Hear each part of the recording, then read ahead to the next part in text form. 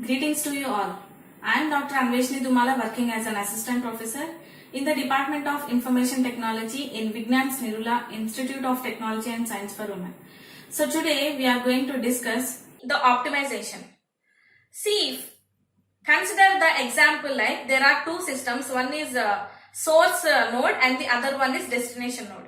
Imagine that all these two systems are present in the same network. So I have a question for you. Is it possible to perform the three phases that we discussed in the IP packet delivery process in order to have the communication between these two systems which are present in the same network? Obviously not, right? So because these two systems, source and the destination, are present in the same network, then what is the necessity of performing this encapsulation and tunneling the process, and what is the involvement of this home agent and the foreign agent?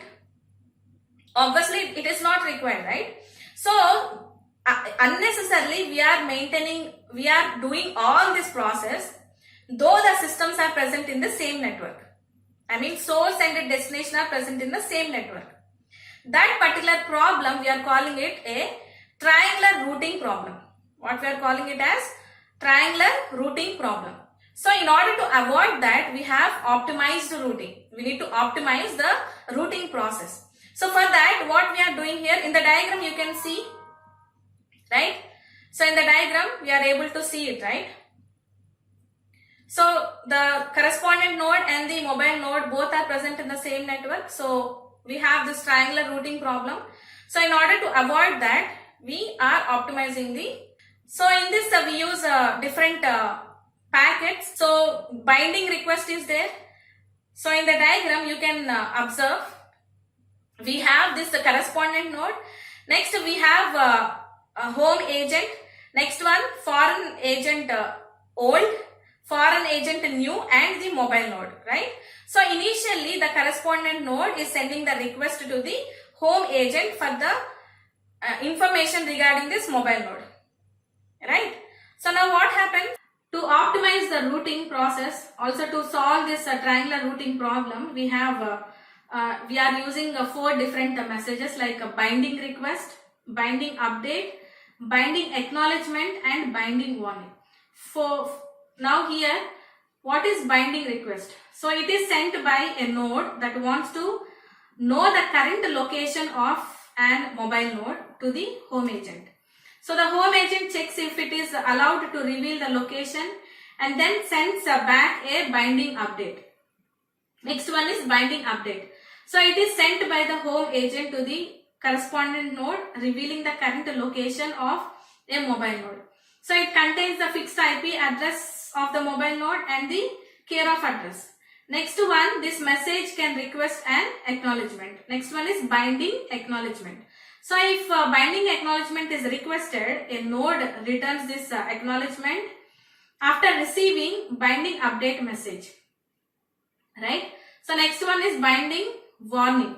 So a node sends a binding warning message if it decapsulates a packet for an mobile node, but it is not the current foreign agent of this mobile node. So it contains mobile node's home address and a target node's IP address. So the recipient can be the home agent. So the home agent now sends a binding update to the node that obviously have a wrong care of address for the mobile node. So understand, to get the clarity of how these messages are transmitted, among whom these are transmitted, we'll see in the diagram.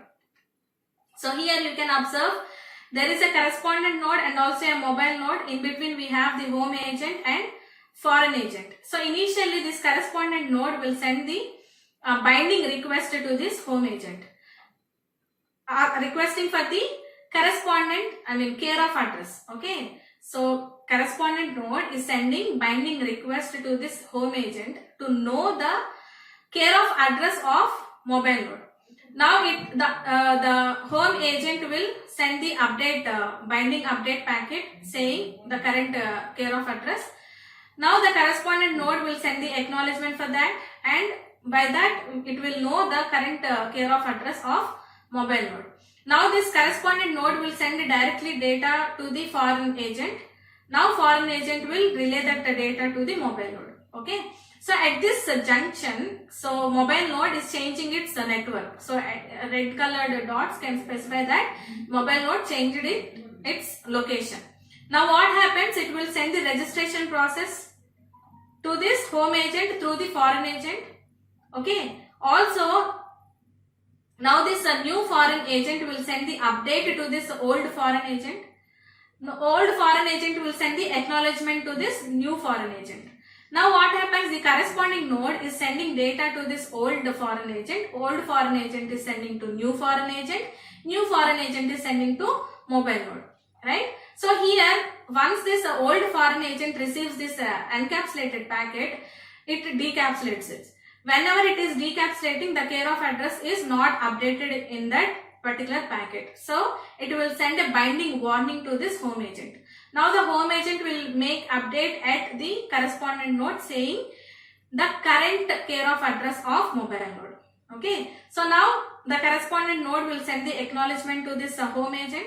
Now the correspondent node will anyway knew the updated care of address, right? So this correspondent node is sending data directly to this new foreign agent so that it will transmit it to the mobile node. So that is how we are optimizing the routing process.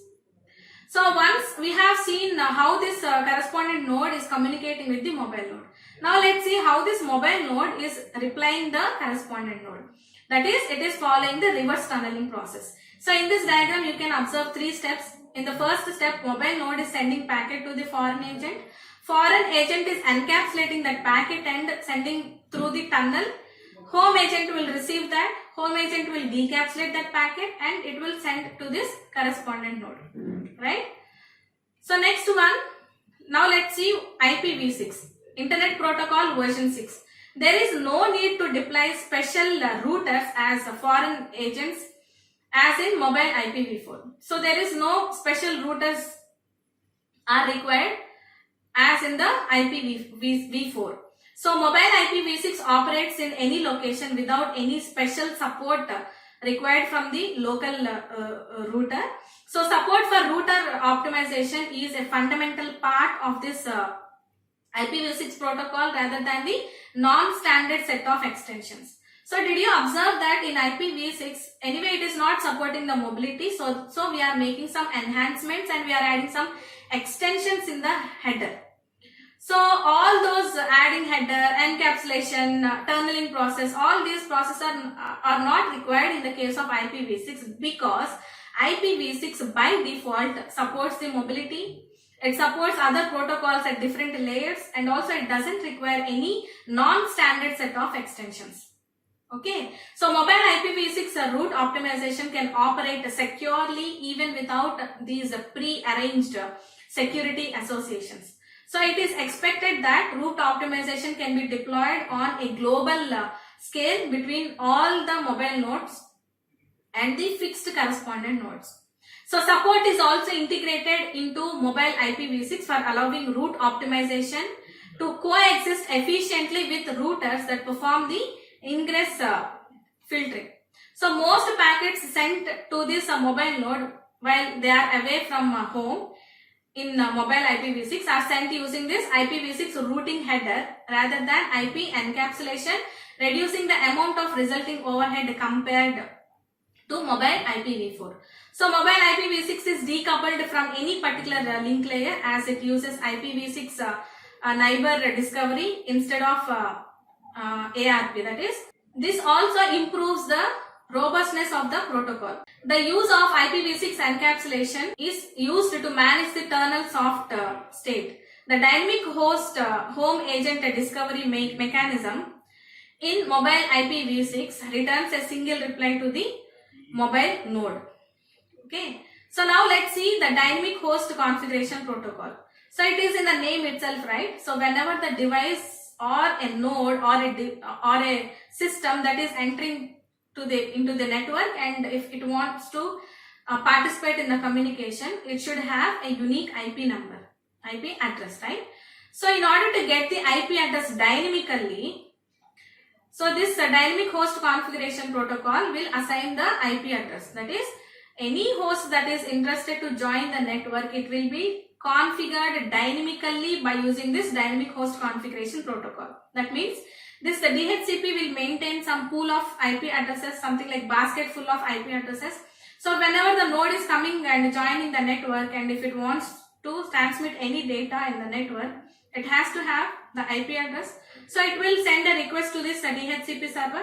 This DHCP server will assign one IP address by taking from the basket, and it will assign to that particular node. It will use that. So once it finishes transmitting the data, it will again send back this IP address, and it is put in the basket. If any new host comes, this IP address randomly chosen from this pool, and it is given to this IP address.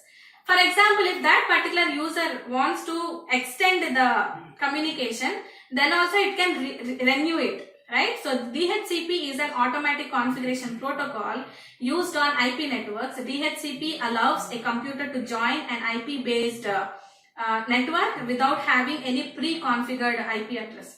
So DHCP is a protocol that assigns unique IP addresses to the devices.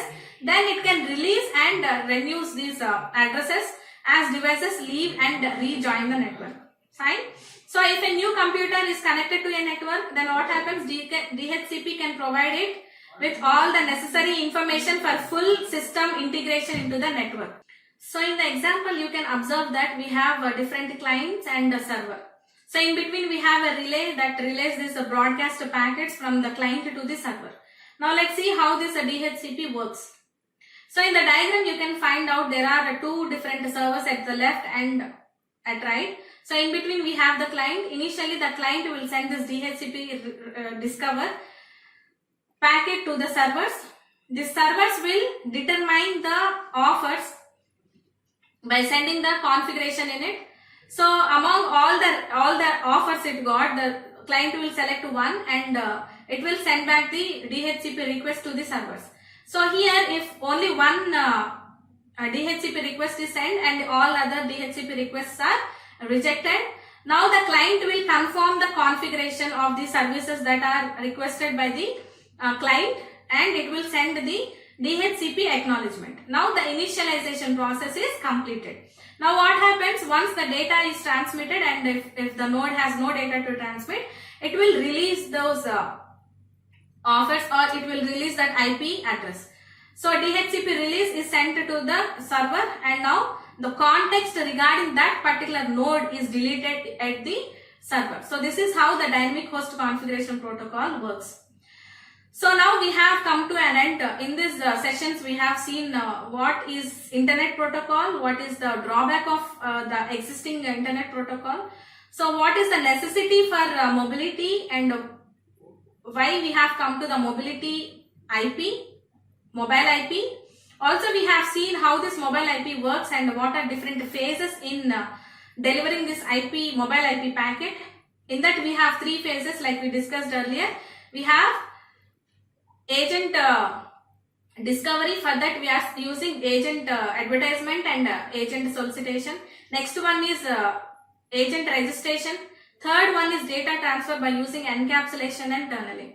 It has three methods like IP in IP encapsulation process, minimal encapsulation, and the third one is generic routing encapsulation.